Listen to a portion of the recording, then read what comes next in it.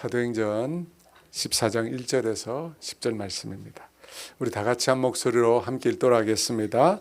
이에 이고니온에서 두 사도가 함께 유대인의 회당에 들어가 말하니 유다와 헬라의 그러나 순종하지 아니하는 유대인들이 이방인들의 마음을 선동하여 형제들에게 악감을 품게 하거늘 두 사도가 오래 있어 주를 힘입어 담대히 말하니 주께서 그들의 손으로 표적과 기사를 행하게 하여 주사 자기 은혜의 말씀을 증언하시니 그 시내의 무리가 나뉘어 유대인을 따르는 자도 있고 두 사도를 따르는 자도 있는지라 이방인과 유대인과 그 관리들이 두 사도를 모욕하며 돌로 치려고 달려드니 그들이 알고 도망하여 루가오디아의 두 성 루스드라와 드베와 그 근방으로 가서 거기서 복음을 전하니라.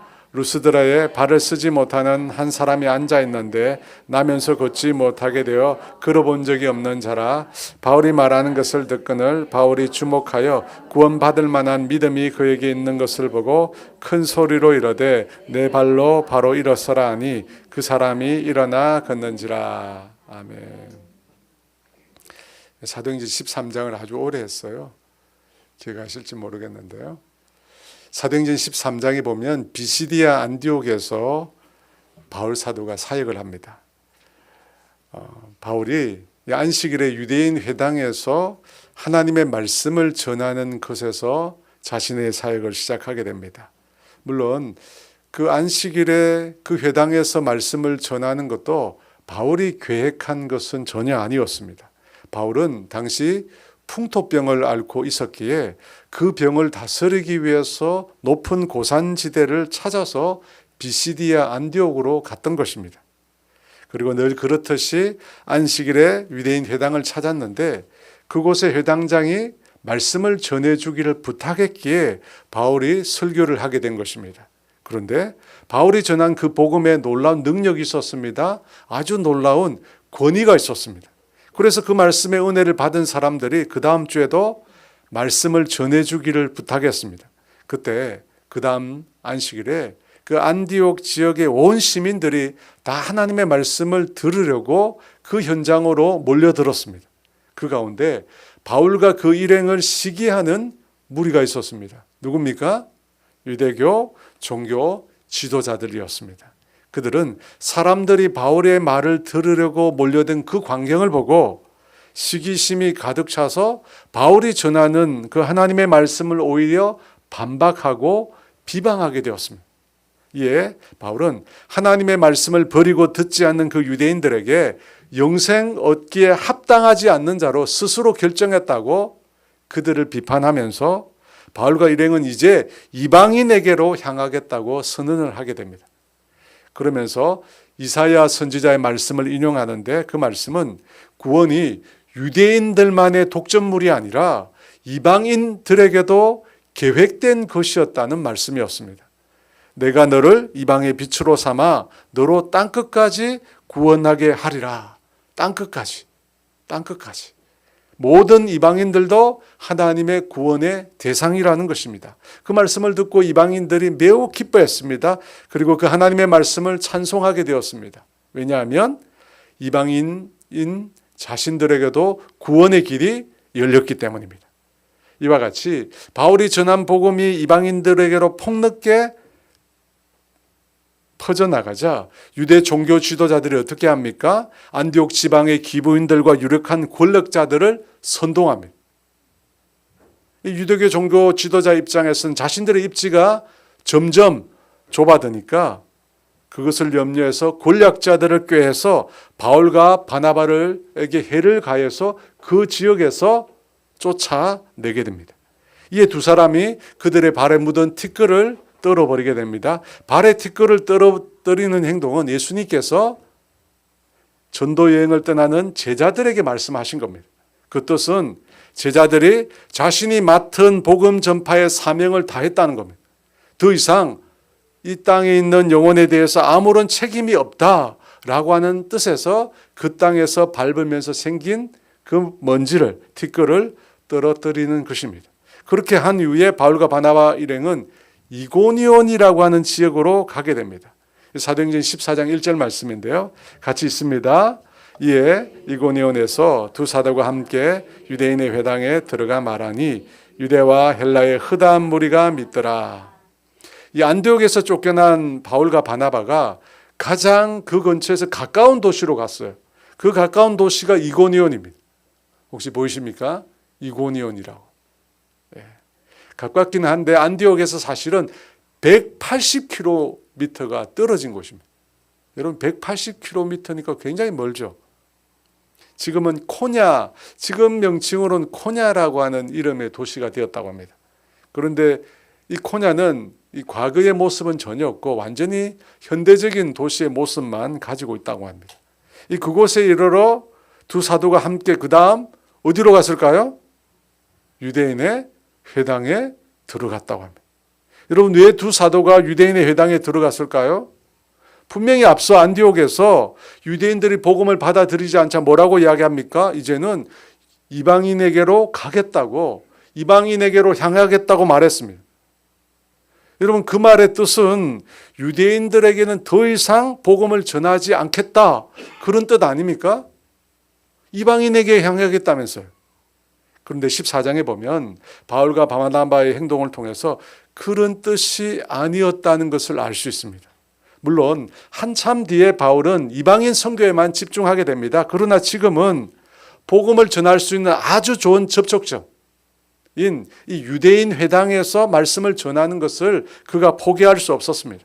왜냐하면 그곳에 가면 언제든지 복음을 전할 수 있는 기회가 있었기 때문입니다. 그래서 유대인이 아닌 이방인들에게만 복음을 전하겠다라고 하는 이 바울의 말은 자신의 사명이 이방인 선교에 있다라고 하는 것을 강조하는 표현으로 이해할 수 있습니다. 만약 바울이 유대인에게는 전혀 복음을 전하지 않겠다고 하면 여러분 유대인 회당에 들어갈 필요가 없습니다. 그러면 바울을 통해서 유대인들이 많이 예수를 믿게 되었는데 그 사람들이 그렇게 예수를 믿을 수 있는 기회를 놓쳐버리게 되는 것입니다. 그래서 1절 하반부에 보면 이방인뿐만 아니라 유대인들도 허다한 사람들이 믿었다고 되어 있습니다. 그래서 이방인에게로 향하겠다라고 말한 이 바울의 표현을 우리가 너무 뻣뻣하게 이해할 필요는 없습니다. 이방인에게로 향하니까 유대인에게는 절대 복음을 전하지 않겠다, 그런 뜻은 아니라는 것입니다. 이방인에게 더 열심히 복음을 전하겠다라고 하는 뜻으로 이해하면 좋을 것 같습니다. 다시 사도행전 14장 1절 말씀입니다. 같이 있습니다. 이에 이고니온에서 두 사도가 함께 유대인의 회당에 들어가 말하니 유대와 헬라의 허다한 무리가 믿더라. 이고니온에서도 안식일 유대인 회당에서 바울과 바나바가 복음을 전했습니다. 그러자 허다한 무리, 유대와 헬라인들이 믿게 되었다고 합니다. 헬라인뿐만 아니라 유대인조차 바울의 복음을 듣고 영접하고 예수님을 영접하고 성령으로 세례를 받는 일들이 일어났다는 것입니다. 여러분 이것은 앞서 비시디아 안디옥에서 일어난 일과 동일한 일입니다. 동일한 일. 그죠? 그곳에서도 복음을 전했을 때 수없이 많은 사람들이 그 말씀을 듣고 예수님을 영접하고 거듭나고 새롭게 되었습니다. 그런데 믿고 사람들이 구원받는 것 외에 또 동일한 일이 있었습니다. 어떤 일이죠? 2절 말씀입니다. 2절 말씀 같이 읽어볼까요? 그러나 순종하지 아니하는 유대인들이 이방인들의 마음을 선동하여 형제들에게 악감을 품게 하거늘. 여러분 어떤 일이 동일합니까? 순종하지 아니하는 유대인들이 있었다고 합니다. 여러분 순종하지 않는다 무슨 말이죠? 하나님의 말씀 앞에 자신의 뜻을 굽히지 않는다는 것입니다. 하나님의 말씀을 들었음에도 자신의 의지와 생각과 종교와 신앙을 포기하지 않는다는 것입니다. 여러분 이 부류가 비시디아 안디옥에도 있었습니다. 바울이 전한 하나님의 복음을 듣고도 어떻게 합니까? 반박하고 비방했던 자들입니다. 그런데 그런 부류가 비시디아 안디옥에만 있었던 것이 아니라 이고니온에도 있었다는 겁니다. 그들은 하나님의 말씀 복음을 거부했습니다. 그뿐만 아니라 그 다음에 또 어떤 일을 했습니까? 어떤 일을 했죠? 사람들의 마음을 선동해서, 그죠? 이방인들의 마음을 선동해서 형제들에게 악감을 품게 했다고 합니다. 바울이 전한 복음에 순종하지 않을 뿐 아니라 이방인들을 선동해서 예수를 믿게 된 형제들에게 대한 악한 마음을 품게 했다는 겁니다. 여러분 너무 비슷하지 않아요? 똑같은 일이 비시디아 안디옥에서 있었습니다. 그들도 이방 사람들을 선동해서 어떻게 합니까? 바울과 바나바를 그 비시디아 안디옥에서 쫓아냈습니다. 그런데 이고니온에서도 동일한 일이 있었습니다. 하나님의 말씀에 순종하지 않는 자들이 있었습니다. 그들이 이방인들을 또다시 선동했습니다. 그래서 믿는 사람들에게 악한 감정을 갖게 만들었습니다. 여러분, 왜 이런 일이 반복되는 것일까요? 비시디아 안디옥에서 이고니온까지는 180km나 됩니다. 이 두 지역에 있던 사람들이, 유대인들이 한 곳에 모여서 함께 작당을 했을까요?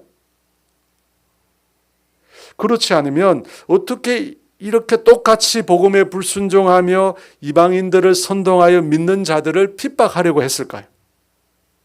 여러분 왜 이런 일이 생길까요? 왜 복음을 전하는 현장에 동일한 현상이 일어나는 것일까요? 왜냐하면 이런 불순종하는 자들, 하나님의 복음을 거부하는 자들 이면에 역사하는 영이 똑같기 때문에. 그렇죠. 역사하는 영이 똑같아요. 어떤 영입니까? 우리 대적 원수 마귀입니다. 마귀가 동일하게 똑같이 역사하고 있기 때문에 복음을 거부하고 예수님을 따르는 자들에게 핍박을 가하려고 했던 것입니다. 여러분, 마귀는 복음을 전파하고 영혼이 그래서 구원을 얻고 영혼이 회복되는 것들을 아주 싫어합니다. 여러분, 마귀가 그걸 제일 싫어해요. 그래서 어떻게 해서든지 예수님을 믿지 못하게 만들려고 합니다. 예수 믿는 사람들이 주님을 더 잘 섬기지 못하도록 마귀는 강하게 역사합니다. 여러분, 그렇게 마귀가 강하게 역사하는데 마귀가 누굴 통해서 역사할까요? 누굴 통해 역사하죠? 직접적으로 마귀가 역사하는 경우도 있습니다. 마귀가요, 나타나서 꿈속에도 나타나고 실제 현장에도 나타나서 예수 믿는 사람들을 두렵게 하고 불안하게 만들 때가 있습니다. 그런데 많은 경우 어떻게 일하죠? 간접적으로 사람을 통해서 마귀가 역사합니다. 사람을 통해서 마귀가 역사해요.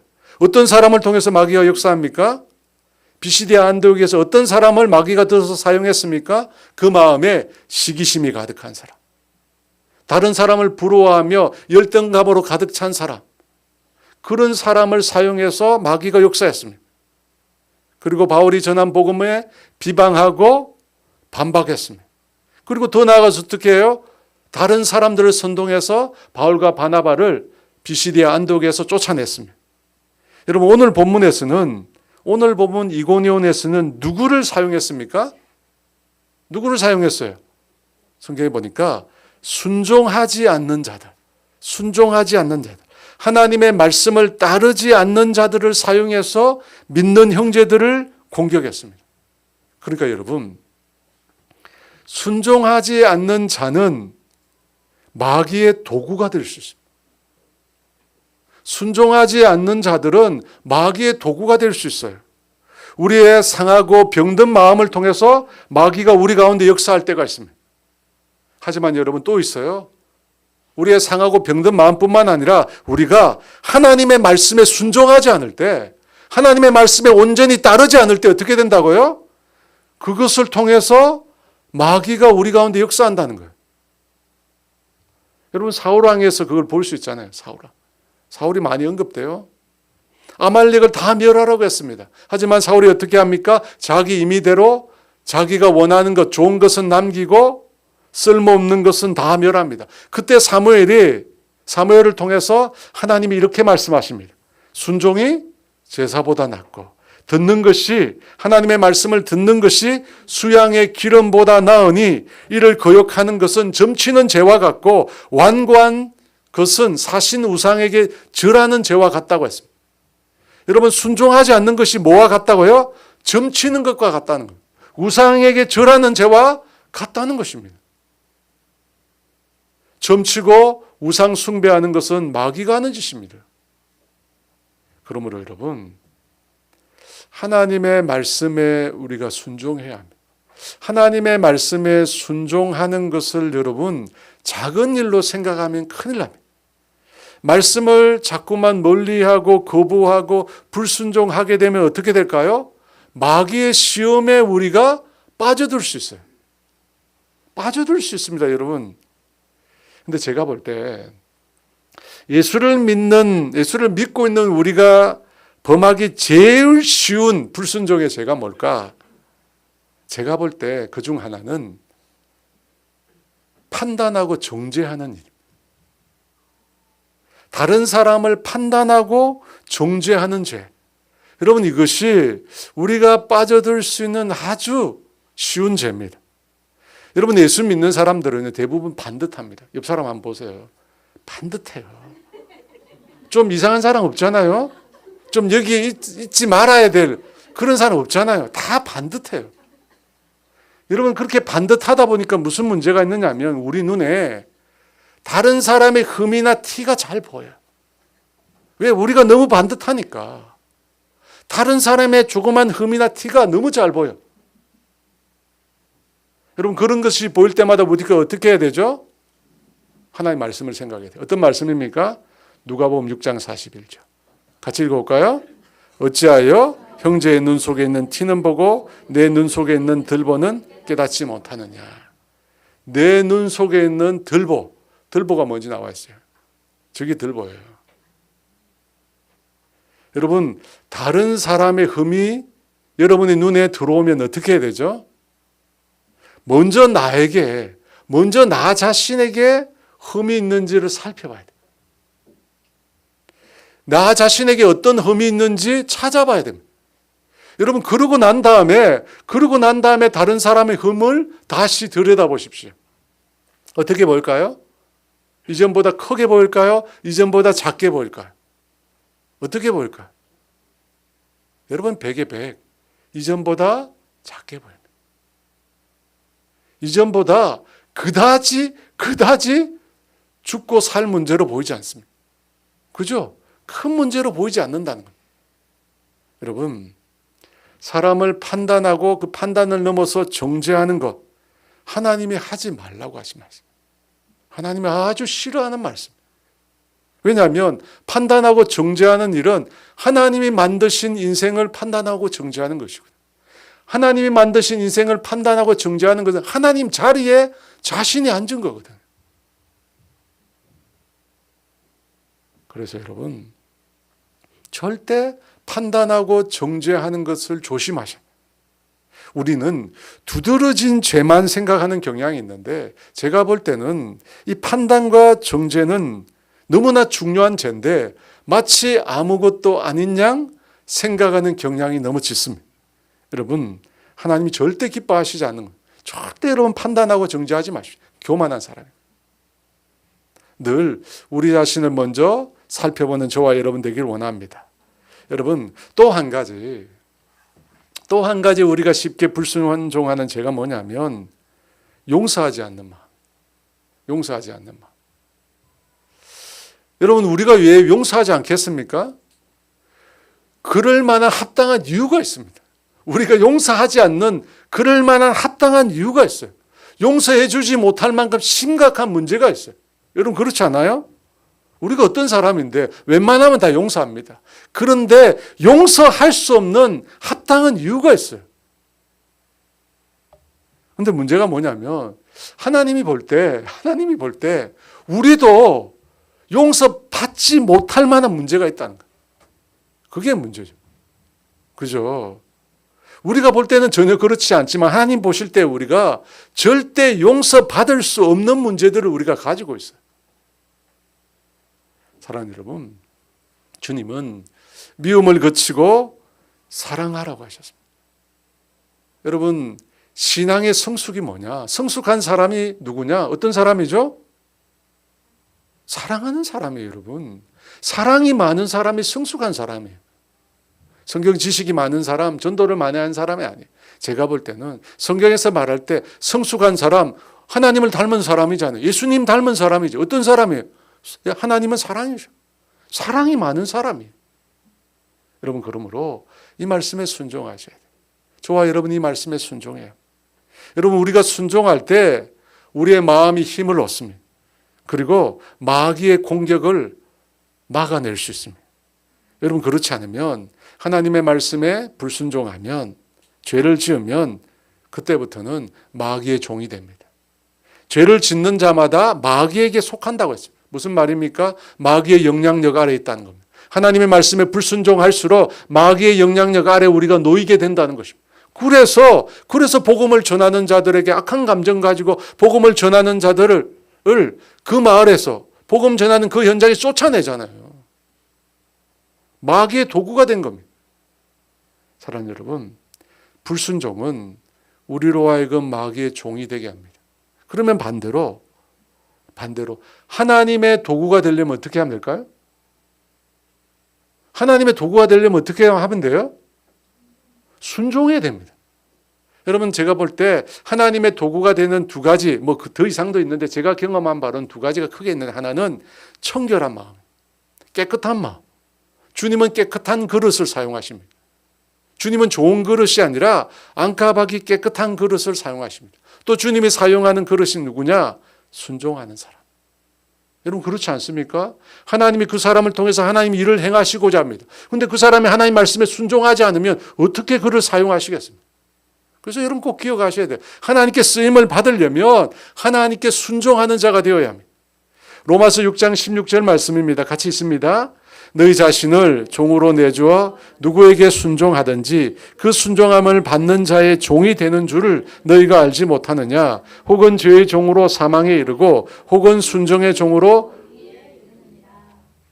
사랑하는 여러분, 비시디아 안디옥에서 일어난 일이 동일하게 이고니온에서 일어났습니다. 하나님의 말씀에 대적하고 불순종하는 자들 가운데 제자들을 향한 악한 선동이 일어났습니다.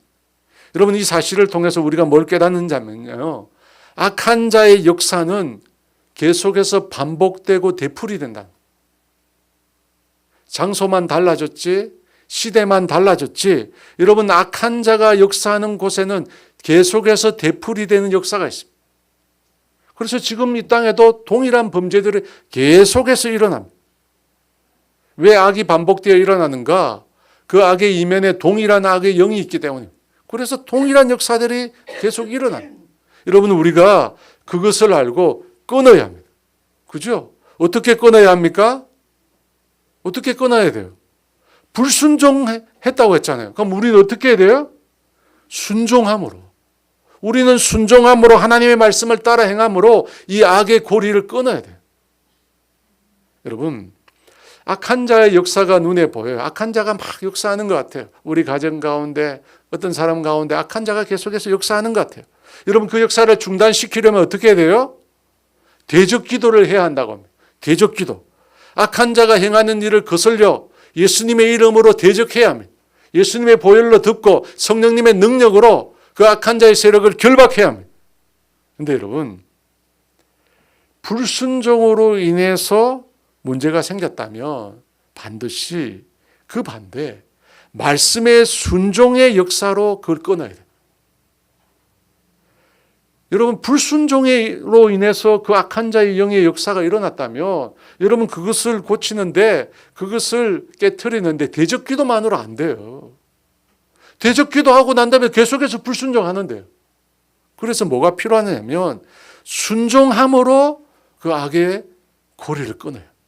여러분, 우리는 하나님께 속하거나 악령에게 속하거나 둘 중에 하나예요. 불순종하여 악령에게 속하여 악한 자의 도구가 되거나 하나님께 속하여 하나님의 도구가 되느냐, 둘 중에 하나라는 것이에요. 그래서 불순종으로 나타난 악의 영의 역사에 대해서 반드시 순종으로 하나님께 나가요. 이게 중요해요, 여러분. 그렇다면 바울과 바나바는 어떤 순종을 했을까요? 3절 말씀입니다. 3절 말씀. 같이 읽어볼까요? 두 사도가 오래 있어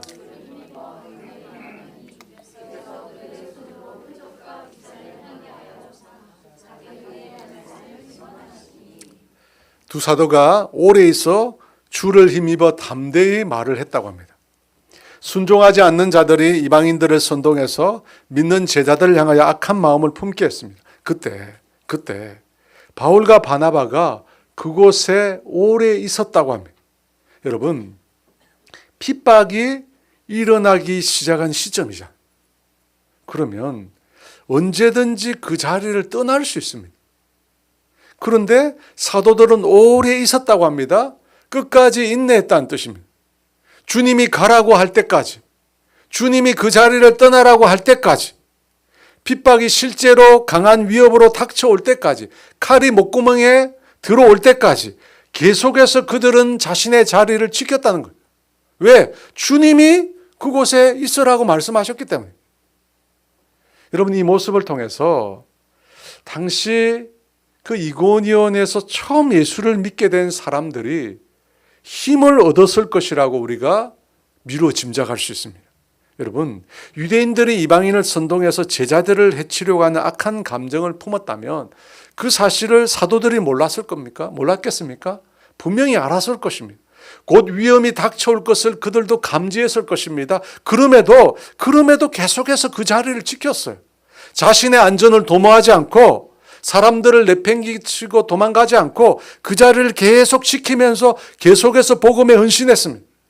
여러분, 그 모습을 보고 막 예수님을 믿게 된 사람들, 막 교회 생활을 시작한 사람들이 그 모습을 보면서 많은 위로와 힘을 얻었을 것입니다. 여러분, 그렇지 않겠습니까? 그들이 믿는 신앙이 잘못된 것이 아니라는, 그들이 믿는 신앙이 진리임을 사람들이 확신할 수 있었을 것입니다. 여러분, 이것이 사도들이 보인 첫 번째 순종이었어요. 위협 앞에 굴하지 않고 자신의 자리를 끝까지 지키면서 곁에 있는 믿음이 연약한 자들을 도와주고 격려해 줬어요. 두 번째, 그들은 주를 힘입어 담대히 복음을 계속해서 전했다고 합니다. 3절 하반절 말씀 같이 읽어볼까요? 두 사도가 오래 있어 주를 힘입어 담대히 말하니, 주를 힘입어 담대히 말했다고 합니다. 여기서 여러분, 주를 힘입는다, 주님을 힘입는다, 무슨 뜻일까요? 무슨 뜻이죠? 여러분, 사도들이라고 두려움이나 위협을 느끼지 않은 것은 아닙니다. 그들도 동일하게 지금 일어나는 상황이 불안하고 걱정스러웠을 것입니다. 그런데 그때 그들이 어떻게 했다고 합니까? 주를 힘입어 담대히. 주를 힘입어 담대히. 이 힘입다는 말의 원어의 뜻이 뭐냐면 주님만을 온전히 향했다는 뜻입니다. 주님만을 바라보았다는 뜻입니다. 여러분, 이것은 어떻게 한 행동을 가리켜 말한 것일까요? 어떻게 했길래 사람들이 볼 때 주님을 힘입어 담대히 말을 했다고 말하는 것일까요? 저는 사도들이 기도했다고 생각합니다. 여러분, 주님을 힘입는 방법이 여러 가지가 있을 수 있습니다. 말씀을 읽으면서 주님의 말씀의 진리를 붙들 수도 있습니다. 그런데 제가 볼 때는 주님을 힘입는 아주 좋은 우리의 방법은 기도가 아닌가 생각합니다. 여러분, 다윗이 아말렉 족속에게 자신의 가족과 소유를 다 빼앗겼을 때 사람들이 돌을 들어 다윗을 치려고 했습니다. 그때 다윗이 주를 힘입어 용기를 얻었다고 합니다. 그 다음에 어떤 행동을 합니까? 에봇을 가지고 와서 하나님의 뜻을 묻습니다. 하나님께 기도했다는 겁니다. 히스기야도 자신이 죽게 된다는 소식을 듣고 난 다음에 어떻게 했죠? 벽을 향하여 벽을 바라보고 기도하기 시작했습니다. 여러분, 기도하면 우리가 고민하는 거의 대부분의 문제가 사라집니다. 여러분, 믿으십니까? 정말요? 그러면 오늘 뜨겁게 기도하시겠는데? 찰스 스펄전 목사는 그런 말씀을 하셨습니다. 10년 염려하는 것보다 10분 기도하는 게 낫다고 그랬어요. 여러분, 솔직히 기도하지 않아서 그렇지. 우리가 기도하면 우리가 걱정하고 불안해하고 두려워하는 거의 대부분의 문제는 사라집니다. 내가 해결할 수 없어서 하나님 앞에 간구하는 그 문제들은 다 사라집니다. 왜 그렇죠? 기도하면 그 문제를 내 시각이 아닌 하나님의 시각으로 볼 수 있게 되기 때문입니다. 그래서 하나님의 시각으로 그 문제를 바라볼 수 있게 되기 때문에 더 이상 그 문제가 크게 보이지 않는 것입니다. 그래서 여러분, 지금은 소천하셨는데 이 수영로교의 고 정필도 목사님은 그런 말을 했어요.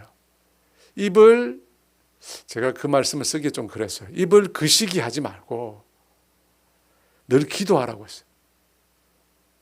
자꾸만 문제가 생기면 사람들은 입으로 말을 하게 됩니다. 어떤 말을 하게 됩니까?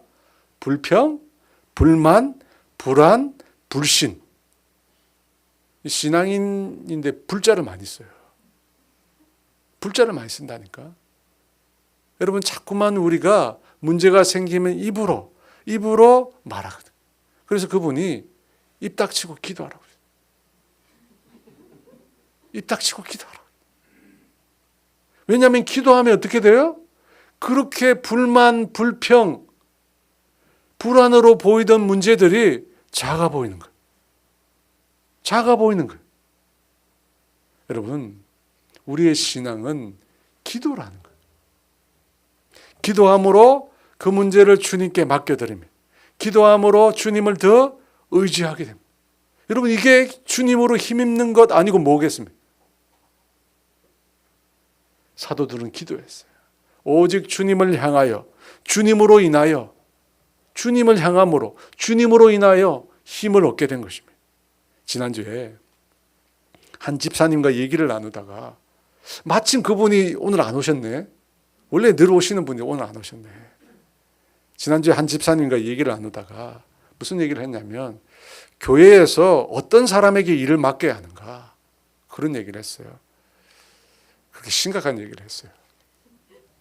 그분이 저한테 그랬어요. 목사님, 기도하는 사람을 뽑아야 된다는 거예요. 교회에서 일하는 사람은 기도하는 사람을 뽑아야 돼.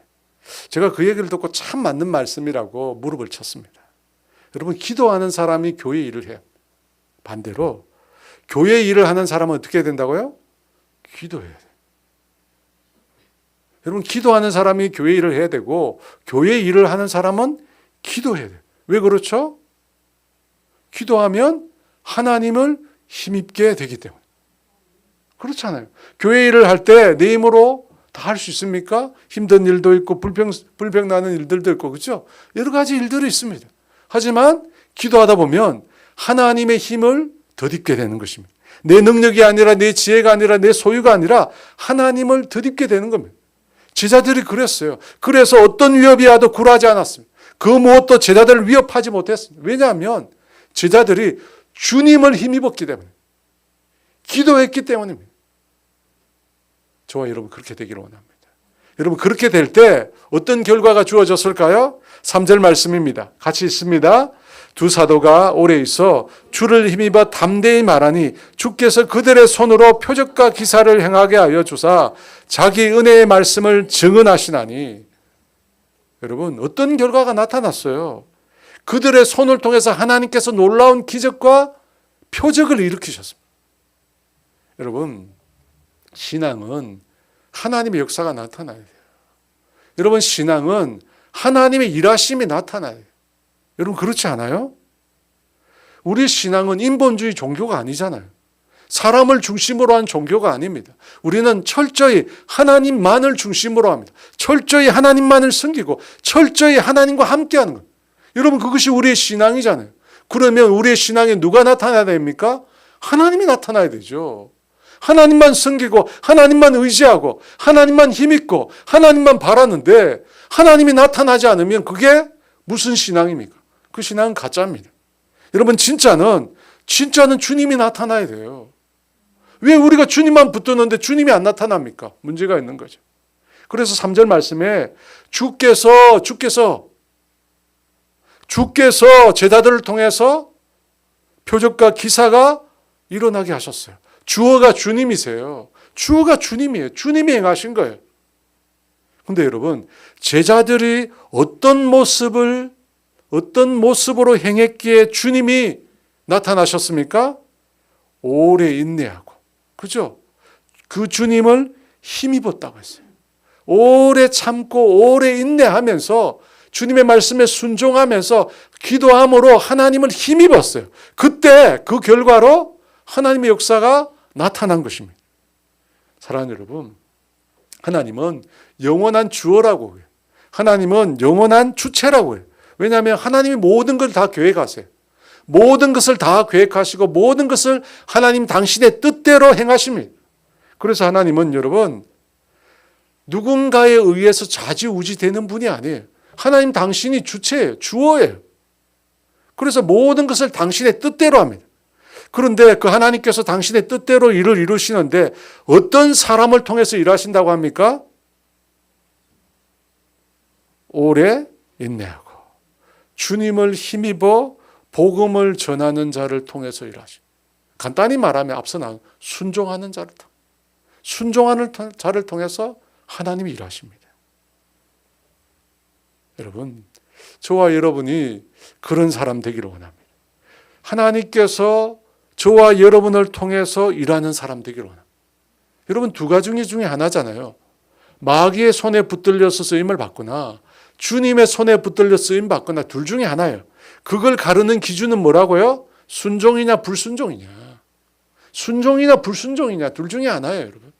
순종을 따라 행하면 주님의 손에 붙들려서 주님의 역사를 드러내는 자가 됩니다. 그죠? 하나님께서 내 속에서 일하는 자가 됩니다.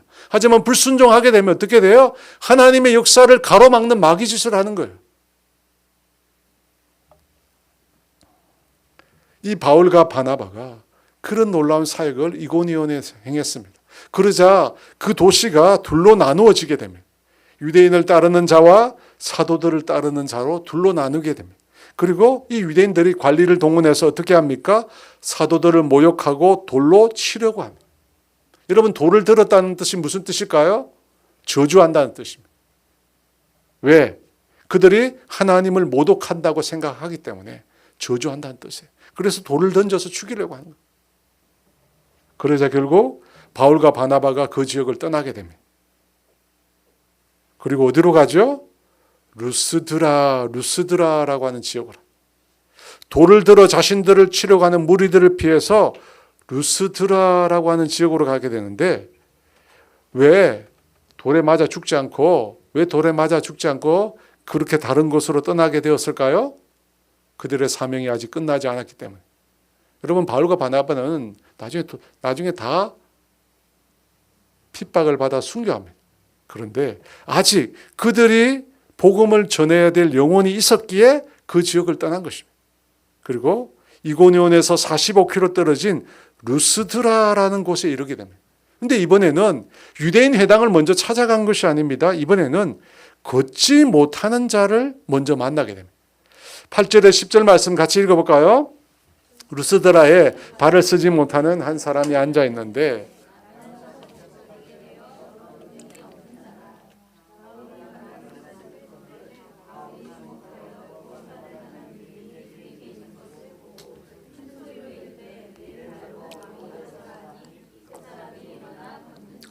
이 루스드라에서 바울 일행이 걷지 못하는 사람을 만나게 됩니다. 태어나면서 단 한 번도 걸어본 적이 없는 사람입니다. 그런 그가 바울에게서 복음을 듣습니다. 그리고 바울이 주목하여 보니까 그에게 구원받을 만한 믿음이 보입니다. 구원받을 만한 믿음. 어떤 믿음일까요? 여기서 구원 얻는다는 말은 장애에서 낫게 된다는 뜻입니다. 그러니까 장애에서 낫게 된다는 그 믿음을 보고 바울이 그에게 일어서라고 명령합니다. 그러자 그가 일어서게 됩니다. 그런데 여러분, 이 사건은 사도행전 3장에 나오는 사건과 너무 유사합니다. 여러분 혹시 기억하십니까? 사도행전 3장에 어떤 일이 일어난지 혹시 기억하십니까? 여러분 머릿속에 다 있어요. 조금만 여러분 생각하면 다 생각이 나요. 신앙생활 30년 했는데 왜 기억이 안 나요? 있어요. 베드로와 요한이 기도하라 성전에 올라가다가 성전 미문에서 구걸하는 나면서부터 걷지 못하는 사람을 만나게 됩니다. 그는 베드로와 요한에게 무엇을 얻을까 쳐다보는데 베드로는 그를 똑똑히 주목하면서 말합니다. 뭐라고 말하죠? 은과 금은 내게 없거니와 내게 있는 것으로 너에게 주니 곧 나사렛 예수 그리스도의 이름으로 일어나 걸어라. 여러분 그 말을 듣고 어떻게 됩니까? 단 한 번도 태어나서 걸어본 적이 없는 사람이 일어나서 걷고 뛰게 됩니다. 근데 여러분 그 내용이 오늘 본문과 너무 유사하잖아요. 여러분 이게 무슨 뜻일까요? 사도행전 3장에 나오는 사도 베드로 못지않게 사도행전 10장의 바울에게도 놀라운 성령님의 능력이 있다는 것을 보여줍니다. 보여줘요. 그런데 그런 의미만 있는 게 아닙니다. 여러분 오늘 제가 설교의 앞부분에서 마귀의 악한 역사가 반복된다고 했습니다. 그죠?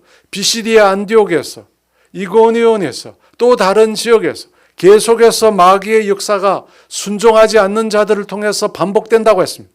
그런데 마귀의 역사만 반복되는 게 아니라 누구의 역사도 반복되죠? 하나님의 역사도. 하나님의 역사도. 여러분 분명히 오순절 성령 강림의 사건은 단회적입니다. 역사에 단 한 번밖에 일어나지 않는 사건입니다. 하지만 그와 유사한 성령님의 역사는 되풀이해서 나타나는 겁니다. 여러분 마귀의 미혹의 역사만 되풀이하는 것이 아니라 하나님의 역사도 되풀이해서 일어난다는 겁니다. 여러분 믿으십니까? 여러분 오늘 우리가 읽은 성경의 이 역사가 그러면 우리의 삶에도 되풀이 나타날 수 있을까요? 갑자기 아멘이 왜 줄지? 우리의 삶에도 여러분 나타날 수 있을까요?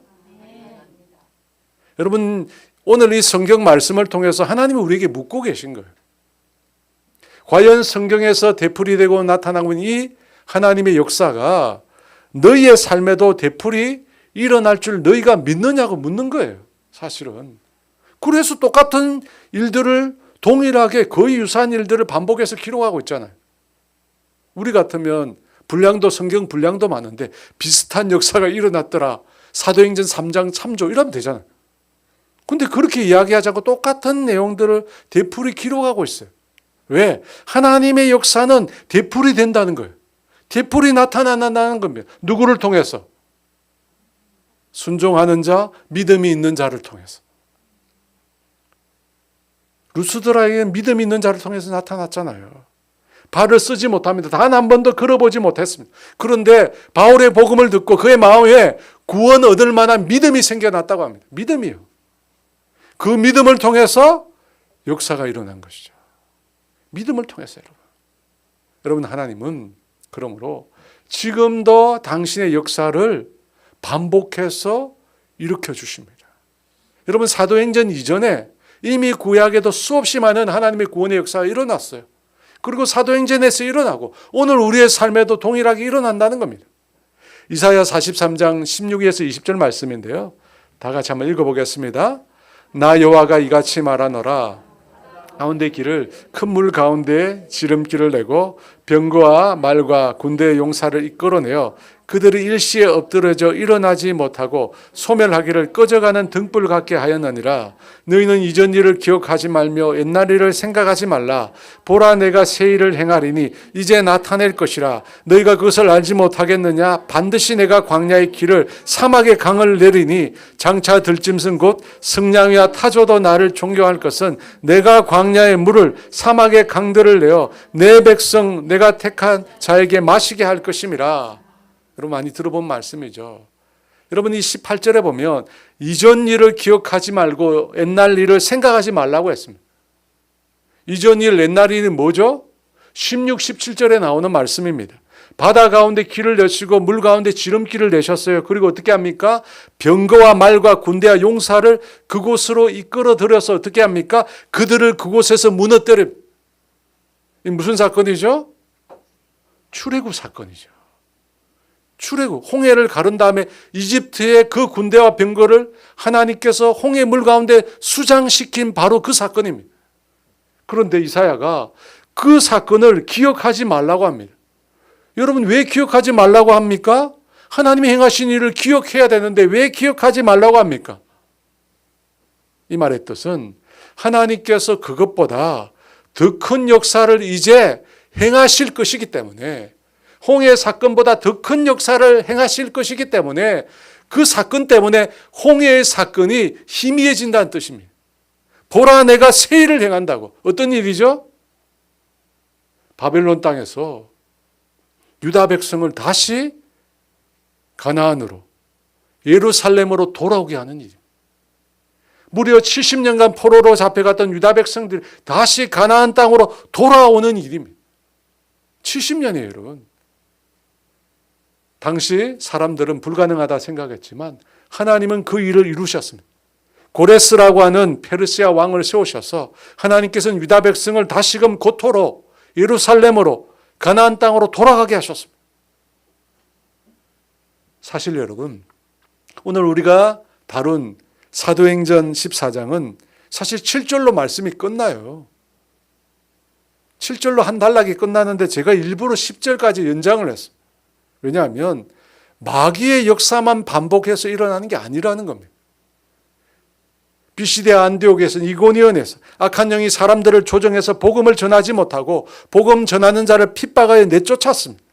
여러분, 그 일이 지금도 반복되고 있습니다. 여러분, 그런 마귀의 반복적이고 치밀한 역사를 보면 우리가 잠시 낙담할 수 있습니다. 하지만 또 어떤 일이 반복된다고 주님은 말씀하십니까? 마귀의 역사뿐만 아니라 하나님의 역사도 반복된다는 거예요. 하나님의 역사도 동일하게 일어난다는 겁니다. 단 한 번도 걸어본 적이 없는 사람이 건강해져서 다시 걷는 일이 하나님의 사람을 통해서 반복적으로 나타날 수 있다는 것입니다. 여러분, 하나님 일하세요. 그래서 하나님의 역사도 반복될 수 있다는 겁니다. 되풀이 되는 그 하나님의 역사를 믿으라는 겁니다. 믿으라는 거예요. 저와 여러분의 삶 가운데 분명히 과거에 하나님이 행하신 놀라운 일들이 있을 겁니다. 근데 여러분, 그 한 번의 일로 하나님의 역사가 다 끝난 것일까요? 이제 죽을 때까지, 내가 묻힐 때까지 그런 역사가 다시는 반복되지 않을까요? 그렇지 않습니다. 과거의 일들을 희미하게 만들 만큼 하나님의 새로운 역사가 일어나게 될 것입니다. 새로운 역사가 일어나게 될 거예요. 보라 내가 새 일을 행하리니. 사랑하는 여러분, 하나님 침묵하실까요? 그렇지 않습니다. 하나님 일하실 것입니다. 하나님은 반복하여 구원의 역사를 반드시 이루실 것입니다. 그래서 예수님께서 이런 말씀도 하셨어요. 요한복음 14장 12절 같이 있습니다. 내가 진실로 진실로 너희에게 이르노니 나를 믿는 자는 내가 하는 일을 그도 할 것이요 또한 그보다 큰 일도 하리니 이는 내가 아버지께로 감이라. 주님이 그러셔요. 내가 한 일을 그도 한다고. 근데 내가 한 일보다 더 큰 일도 행하신다. 행할 수 있다고 합니다. 여러분, 이 말씀 그대로 저와 여러분의 말씀이 되기를 원합니다. 하나님의 역사는 오늘도 순종하는 자를 통하여, 하나님의 그 역사를 믿는 자들을 통하여 반복되어 나타나는 역사인 줄 믿습니다. 그래서 여러분, 지금도 사도행전 29장은 가능한 것입니다. 그 사실을 믿는 것, 여러분, 그 사실을 믿는 게 중요해요. 여러분, 믿지 않으면 역사 일어나지 않습니다. 믿지 않으면 결코 역사가 일어나지 않습니다. 순종하지 않으면 역사가 일어나지 않고요. 믿지 않으면 하나님 역사가 일어나지 않아요. 성경에 보십시오. 예수님은 믿음 가운데 일하셨어요. 믿는 자들 가운데 하나님 역사를 일으키셨습니다. 그러므로 여러분, 마귀의 반복적인 역사 앞에 낙담만 할 것이 아니라 오늘도 우리 가운데 구원의 역사를 일으켜 주시는 그 하나님 신뢰하시기 바랍니다. 그리고 믿음으로 우리가 선포하고 믿음으로 나아가는 저와 여러분 되시기를 주의 이름으로 축원합니다.